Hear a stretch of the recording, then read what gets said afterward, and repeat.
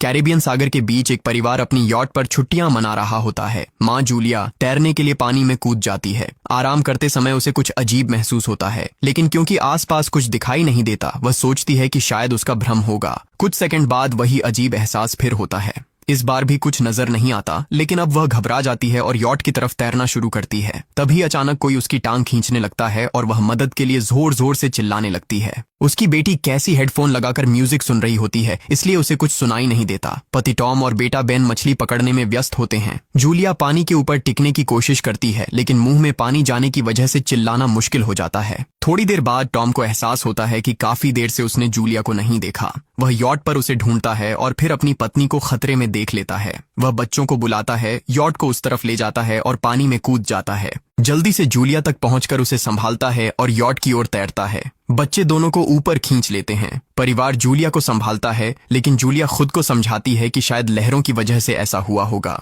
रात को सब मिलकर बेन का जन्मदिन मनाते हैं। कैसी को उसके बॉयफ्रेंड का कॉल आता है, तो वह लैपटॉप लेकर बाहर चली जाती है। वीडियो कॉल में उसका बॉयफ्रेंड दिखाता है कि शहर के ऊपर बड़े बड़े काले बादल छा गए हैं। कॉल ग्लिच होकर फ्रीज हो जाती है। कैसी यह बात परिवार को बताने आती है, लेकिन टॉम कहता है कि शायद जमीन से दूर होने की वजह से सिग्नल कमजोर है। तभी सबको एक आवाज सुनाई देती है। वे सब बाहर जाते हैं और देखते हैं कि व्हेल मछलियों का एक समूह गुजर रहा है। टॉम समझाता है कि व्हेल मछलियां हमेशा पृथ्वी के मैग्नेटिक फील्ड को फॉलो करती हैं, लेकिन जब तूफान आता है तो वे कंफ्यूज हो जाती हैं। अचानक यॉट जोर से हिलती है और बेन गिर जाता है। टॉम को चिंता होती है कि कहीं यॉट को नुकसान तो नहीं पहुंचा, इसलिए वह डाइव करके नीचे चेक करने चला जाता है। कुछ देर बाद वह सतह पर वापस आता है, लेकिन उसके कंधे पर एक बड़ा घाव होता है। जूलिया तुरंत उसका जख्म सीती है। टॉम बताता है कि पानी के अंदर उसे ऐसा लगा जैसे उसके पीछे कोई बहुत बड़ा जीव था, लेकिन जब उसने मुड़कर देखा तो प्रोपेलर से कट लग गया। वह कहता है कि जो भी चीज थी बहुत बड़ी थी। टॉम को यॉट पर काफी नुकसान दिखाई देता है, इसलिए उन्हें मदद बुलानी पड़ती है।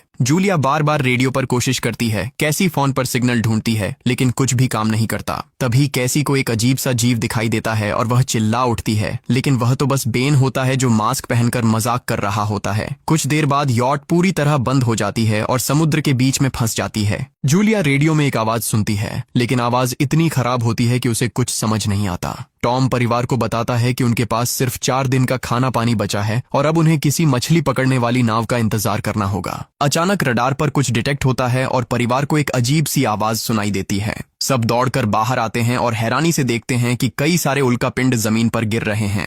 जहां जहां उल्कापिंड गिरते हैं वहां बड़े धमाके होते हैं। एक उल्कापिंड पानी में उनके पास गिरता है तो टॉम तुरंत यॉट को चलाने की कोशिश करता है। इंजन मुश्किल से चलता है, लेकिन तभी एक और उल्कापिंड उस इलाके को हिट करता है। परिवार डर के मारे एक दूसरे को कसकर पकड़ लेता है। तभी टॉम को समझ आता है कि जो आग के गोले गिर रहे हैं वे उल्कापिंड नहीं बल्कि सैटेलाइट्स हैं। उसी वक्त बेन देखता है कि यॉट से धुआं निकल रहा है। टॉम चेक करता है और कंफर्म होता है कि इंजन खराब हो गया है। हवा तेज होने लगती है तो फैमिली यॉट के अंदर छुप जाती है, बिना ये नोटिस किए कि कंपास बहुत तेजी से घूम रहा है। यॉट जोर जोर से हिलने लगती है। बेन फिर से गिर जाता है और इस बार उसे चोट भी लग जाती है। लहरें तेजी से यॉट से टकरा रही होती हैं। टॉम स्ट्रगल करके बाहर जाता है और लाइफ जैकेट्स लेकर आता है। तभी पावर चली जाती है। टॉम तुरंत पावर बॉक्स का बटन प्रेस करता है और लाइट वापस आ जाती है। उस वक्त बेन नोटिस करता है कि जूलिया की नाक से खून बह रहा है। जूलिया को चक्कर आने लगते हैं, जबकि कैसी सिंक पर जाकर उल्टी कर देती है। टॉम रेडियो ट्राई करता रहता है पर सिग्नल नहीं मिलता। अचानक एक तेज हाई पिच्ड नॉइज आती है और हवा और भी स्ट्रांग हो जाती है। जूलिया दरवाजे बंद करने की कोशिश करती है, पर एक हैच खुल जाता है और हवा खिड़कियां तोड़ने लगती है। टॉम एक फ्लेयर जलाता है और थोड़ी देर बाद अंधेरा छा जाता है। अगली सुबह फैमिली शॉक में उठती है कि वो स्टॉर्म से बच गए हैं, लेकिन यॉट आधी तबाह हो गई होती है। जब वो बाहर आते हैं तो देखते हैं कि समुद्र का पानी गायब हो गया है और यॉट अब जमीन पर अटकी है। सब ये देखकर शॉक में आ जाते हैं। कैसी सिग्नल चेक करती है पर नेटवर्क बिल्कुल डाउन होता है। बेन 2 मरे हुए केकड़ों से खेलने लगता है। टॉम कंपास चेक करता है और देखता है कि वो उल्टा हो गया है। ये आखिरी बार 7 लाख साल पहले हुआ था। कैसी को लगता है कि उसका बॉयफ्रेंड मर गया होगा और वो टूट जाती है। जब जूलिया उसे समझाने आती है तो कैसी उसे दूर कर देती है और छुपने चली जाती है। जूलिया और टॉम बची हुई सप्लाईज देखते हैं। बेन अपने बर्थडे बलून्स एक पत्थर से बांध देता है ताकि शायद कोई बचा हुआ सर्वाइवर देख ले। टॉम फिर रेडियो ट्राई करता है और इस बार एक आदमी से कनेक्शन हो जाता है। उसका नाम नाव होता है और वो एक सबमरीन का कैप्टन होता है। उसकी सबमरीन भी लैंड पर अटक गई है। वो कंफर्म करता है कि मैग्नेटिक पोल्स रिवर्स हो गए हैं, इसलिए ओशन पीछे हट गया है और जमीन डूब गई है। वो कहता है कि उसने अभी तक और सर्वाइवर्स नहीं देखे और कम्युनिकेशन सिस्टम सिस्टम्स बिल्कुल डाउन हो गए हैं। वो मजीद ये भी कहता है कि पोल्स फिर रिवर्स होंगे और शायद एक हफ्ते में समुंदर वापस आ जाएगा। वो फैमिली को वार्न करता है कि जितना हो सके ऊंची जगह चढ़ जाओ, क्योंकि जब पानी वापस आएगा तो वो बहुत खतरनाक होगा। वो बोलता है उसका पार्टनर क्रैश में मारा गया और सबमरीन में बस 3 लोगों की ही जगह है। जूलिया और टॉम उससे कहते हैं कि प्लीज हमारे बच्चों को बचा लो। वो उन्हें अपने कोऑर्डिनेट्स दे देता है। टॉम कैलकुलेट करता है कि सबमरीन तक पहुंचने में 2-3 दिन लगेंगे। वो फैमिली से कहता है आज रात अच्छे से आराम कर लो, कल सुबह हम निकलेंगे। अगली सुबह फैमिली सामान पैक कर रही होती है, तभी टॉम को पास में कुछ हिलता हुआ दिखता है। वो एक लंगड़ा आदमी होता है जिसके हाथ में हारपून होती है और साथ में एक कुत्ता लगातार भौंक रहा होता है। टॉम उसके पास जाता है और उसे पानी की बोतल देता है, लेकिन वो आदमी कुछ ऐसी भाषा में बोलता है जो टॉम समझ नहीं पाता। पानी पीने के बाद वो अजनबी अचानक टॉम के सिर पर बोतल मारता है और चेहरे पर जोर का लात मार देता है। जूलिया डर के मारे भागती है, लेकिन तब तक देर हो चुकी होती है। वो आदमी टॉम के पेट में हारपून घुसा चुका होता है। टॉम कुछ पल तक तड़पता है और फिर वो उसकी गर्दन भी काट देता है। फिर वो आदमी जूलिया के पीछे भागता है और उस पर हारपून फेंकता है, जिससे उसके कंधे में चोट लग जाती है। जूलिया दर्द सहते हुए यॉट के अंदर भागती है और बच्चों को बोलती है कि छुप जाओ। वो दरवाजा लॉक कर देती है। कैसी और बेन सोफे के अंदर घुस जाते हैं। जूलिया उन्हें फ्लेयर गन पकड़ाती है और खुद एक चाकू लेकर बाथरूम में छुप जाती है। वो आदमी दरवाजे पर जोर जोर से धक्के मारता है और आखिर अंदर घुस ही जाता है। पहले वो थोड़ा खाना उठाता है और फिर यॉट में इधर उधर ढूंढने लगता है, फिर बाथरूम की तरफ जाता है, लेकिन जूलिया समझदारी से एक छोटे छेद से बाहर निकल जाती है। वो आदमी सोचता है कि जूलिया भाग गई, लेकिन जैसे ही वो धीरे से निकलने लगती है, उसका कुत्ता उसे देख लेता है और भौंकने लगता है। कुत्ता उस पर झपटता है तो जूलिया चाकू से उसे मार देती है। कुत्ते की चीख सुनकर वो आदमी बाहर आता है और अपने कुत्ते की लाश देखकर आग बबूला हो जाता है। इस बीच जूलिया यॉट के दूसरे साइड से अंदर जाने की कोशिश करती है। वो ऊपर चढ़कर टूटी हुई खिड़की से अंदर घुसने लगती है, लेकिन वो आदमी पहले ही वहां पहुंच जाता है। वो उसे पकड़कर जोर से मुक्का मारता है, जिससे वो नीचे गिर जाती है। जूलिया फर्नीचर पकड़कर बचने की कोशिश करती है, लेकिन वो आदमी उसे लात मारकर दूर फेंक देता है। फिर वो उसकी कलाई पर पैर रख देता है ताकि वो चाकू छोड़ दे, और फिर उसके बाल पकड़कर उसका चेहरा जमीन पर दे मारता है और सोफे पर फेंककर उसका गला दबाने लगता है। बच्चे ये सब कुछ देख रहे होते हैं। कैसी बाहर निकलकर फ्लेयर गन चलाती है जो सीधा उस आदमी को लगती है। वो जल उठता है और यॉट में आग फैलने लगती है। बच्चे तुरंत भाग जाते हैं, लेकिन जूलिया वापस आती है। वो उसे एक किक मारकर गिराती है, मैप और बैग उठाती है और वहां से भाग जाती है। बेन और कैसी अपने पापा के पास जाकर रोने लगते हैं। जूलिया भी उनके साथ बैठ जाती है और तीनों मिलकर आंसुओं के साथ टॉम को आखिरी अलविदा कहते हैं। तभी वो डरावना आदमी फिर यॉट से बाहर निकल आता है तो फैमिली फिर से भागने लगती है। कुछ ही देर में यॉट एक बड़े धमाके के साथ उड़ जाती है। थोड़ी दूर चलने के बाद वो लोग एक छोटे से झरने के पास रुकते हैं ताकि थोड़ा आराम कर सकें। कैसी सोचती है कि शायद वो पागल आदमी उनके पास गुब्बारे देखकर आया था। ये सुनकर बेन खुद को कसूरवार मानने लगता है। जूलिया उसे समझाती है कि इसमें उसकी कोई गलती नहीं थी और सबको आगे बढ़ने को कहती है, क्योंकि वो आदमी अभी भी उनके पीछे है। रास्ते में एक छोटे तालाब के पास बेन एक मरी हुई हैमरहेड शार्क देखकर हैरान रह जाता है। तभी जूलिया नोटिस करती है कि वो आदमी फिर उनके करीब पहुंचने वाला है। सब लोग दौड़ पड़ते हैं और एक रेत के टीले से नीचे गिर जाते हैं, जहां उन्हें जहरीला कचरा दिखाई देता है। फैमिली सावधानी से उसे पार करती है और लगता है कि उन्होंने उस आदमी से पीछा छुड़ा लिया है। चलते चलते उन्हें बड़े बड़े मरे हुए सी एनिमल्स और समुंदर के नीचे जमा हुआ सारा प्लास्टिक दिखने लगता है।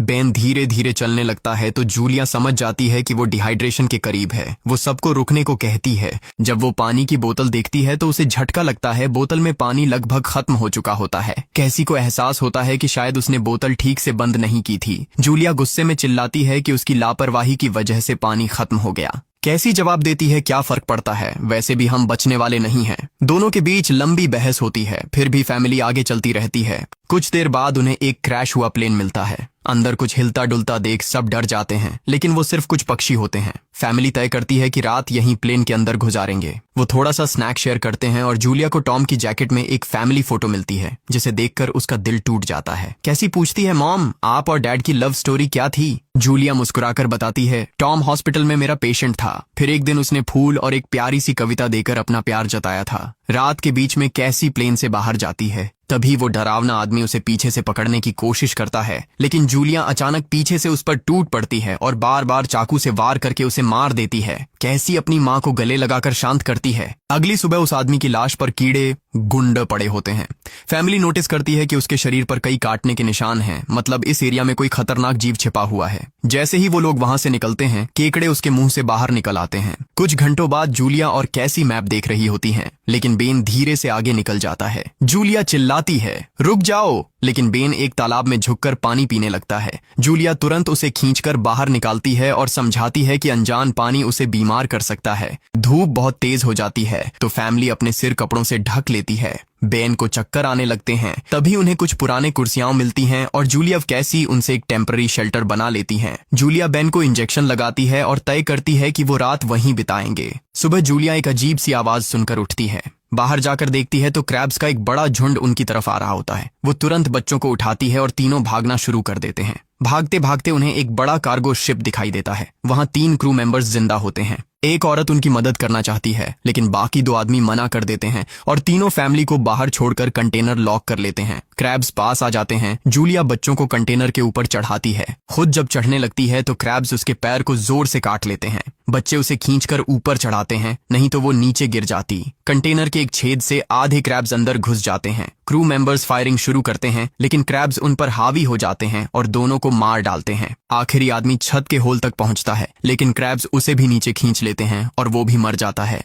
जूलिया अपने जख्म पर पट्टी बांधती है और बेहोश हो जाती है। कुछ देर बाद जब वो उठती है तो खुद को रेत के तूफान के बीच अकेली पाती है। वो घबराकर बच्चों को ढूंढने लगती है। एक मरी हुई औरत का हथियार उठाती है और जोर जोर से चिल्लाती है। कैसी उसकी आवाज सुनकर लौट आती है और बताती है कि वो और बेन मदद ढूंढने गए थे लेकिन कोई नहीं मिला। फिर दोनों बेन से मिलते हैं जिसे एक खुला कंटेनर मिलता है जहां वो तूफान खत्म होने तक रुक सकते हैं। जूलिया टॉम का लाइटर निकालती है और अपने जख्म को जलाकर बंद करती है जो बेहद दर्दनाक होता है। तूफान थमने के बाद उन्हें एक और कंटेनर मिलता है जिसमें बहुत सारी पानी की बोतलें होती हैं। बॉडीज चेक करते वक्त उन्हें एक रेडियो और एक गन भी मिलती है। जूलिया नाव से संपर्क करती है और बताती है कि मैप खो गया है। इस पर नाव बताता है कि उन पर आर्थ्रोपॉड्स ने हमला किया था, वो अब इसके जीव हैं जो ऑक्सीजन की वजह से पूरी तरह पागल हो चुके हैं।